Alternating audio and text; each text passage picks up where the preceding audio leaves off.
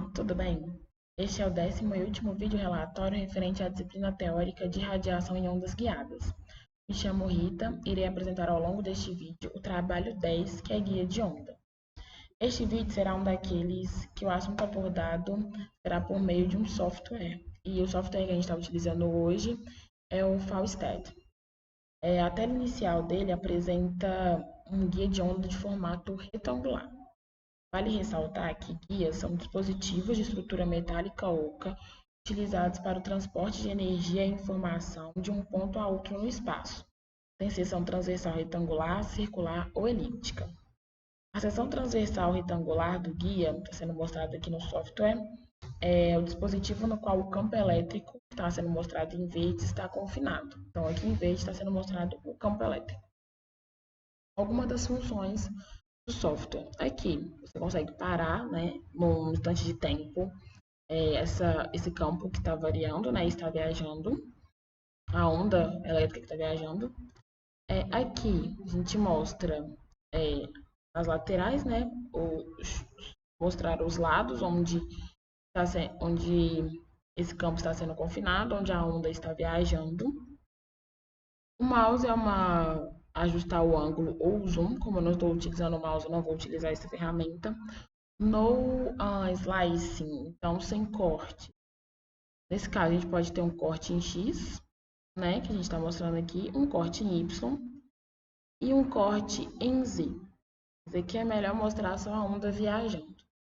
Aqui podemos mostrar tanto o campo elétrico, que está sendo mostrado agora em verde, o magnético, que está sendo mostrado, né, nas outras cores, que são vermelho e azul.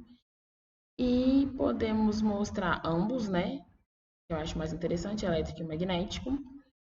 Podemos mostrar corrente e carga. Fechando os dois aqui, ó, é importante destacar, mas aqui na próxima propriedade, no caso. O que a gente está mostrando pode mostrar em forma de partículas, não é muito viável para a gente, né? Magnitude, as ondas. O campo em X apenas, em Y apenas, em Z e mostrar em 3 cores, né? No caso, as cores correspondem aqui ao sentido, né? A coordenada. Então, a gente está vendo que o campo elétrico está variando, né? A onda elétrica está viajando apenas em Y, enquanto que a magnética está sendo tanto em Z quanto em X. E aqui, por meio de vetores, que também não é muito interessante. Então, vamos deixar aqui em 3 cores. Aqui é a oscilação, né? Velocidade de oscilação, se é mais ou menos. A luminosidade, né? Vou colocar aqui no jeito que está, mais ou menos. A resolução da imagem, uma resolução melhor ou uma resolução menor, no caso, vamos deixar assim, né? Aqui, que é a largura do nosso guia de onda e a altura do nosso guia de onda. E o driving frequency é a frequência de condução. Mais, né, meio períodos ou menos. Bom, e aqui o último passo é a relação desses quadrados. Então, no meio inferior da tela de simulação, você tem 2 quadrados grandes compostos por quadradinhos. Eles representam um par de números MN, sendo M a linha e N a coluna.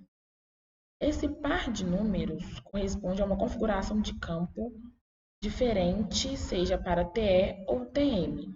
Vale ressaltar que nos vídeos anteriores já foi abordado a respeito de campos TAM, que são transversal, elétrico, magnético, onde os campos elétrico, magnético e vetor de propagação são ortogonais entre si. E aqui a gente está mostrando o campo elétrico, magnético, eles estão propagando em X, mas o elétrico aqui está em Y, né? E o magnético está em Z. Então, isso aqui é uma TM. Partindo disso, a gente pode concluir que uma onda TE tem apenas o campo elétrico ortogonal ao vetor de propagação, ao K, enquanto que em TM apenas o campo magnético é ortogonal ao K. Então, retornando aqui a MN, Então, o M e o N indicam o número de meios ciclos de seno e cosseno, né? E a onda irá produzir, entre aspas, na seção reta x, y do guia. Note que para a solução TM, que é aqui embaixo, para que atenda às condições de contorno aqui, né, que estão aqui no guia, né, MN devem ser maiores ou iguais a 1. Portanto, a linha M igual a 0, né, e N igual a 0 não existem no simulador. Já na solução TE, MN não podem ser simultaneamente nulos para atender às condições de contorno. Então, o primeiro quadradinho que seria TE00 não existe, não aparece. O número de quadradinhos disponíveis, né, o número de meios ciclos, ele varia de acordo com a frequência de condução. Então, aumentando a frequência de condução, a gente tem mais números de meios ciclos, né, mais opções. E diminuindo aqui, a gente tem menos opções. Então, vamos deixar aqui, mais ou menos. Está aqui o T1 e 0, a gente pode tirar ele e colocar, sei lá, né, T2 e 0. M igual a 2, N igual a 0. A gente pode colocar aqui 1 e 1. Dando aqui, pode adicionar vários ou pode deixar só. TM em 1 e 1. Então, está mostrando o número de meios ciclos. Pode adicionar vários, né? Isso vai alterando e vai vendo as componentes, né? Por exemplo, quando está só em T1, 0, a gente percebeu que o campo elétrico, né, está só em Y, enquanto que o campo magnético está em X e Z. A gente aumenta o número de meios ciclos aqui, ó, em vez para N, que é a linha, né, no caso. Isso. Ou diferente de 0, a gente tem que o campo elétrico, ele também tem componente em X. Isso. Apenas em Y e em X. No caso, quando a gente colocou só T é igual a 1 e 0, a gente tem o campo magnético em X e em Z, apenas não em Y. À medida que a gente faz um N diferente de 0, temos também componentes em Y, não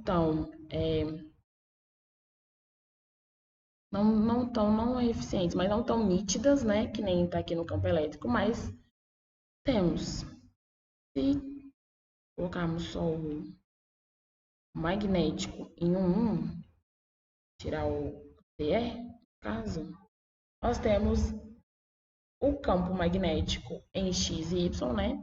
Pagando nessas direções, viajando nessas direções, tendo componentes nessas direções, enquanto o campo elétrico tem em todas as direções, mas não tão nítido. Então, aparentemente, eles estão divididos iguais, eu arrisco a dizer que sim.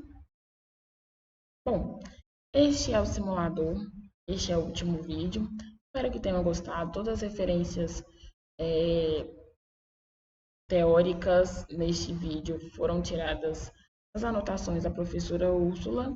Espero que gostem. Até o próximo vídeo.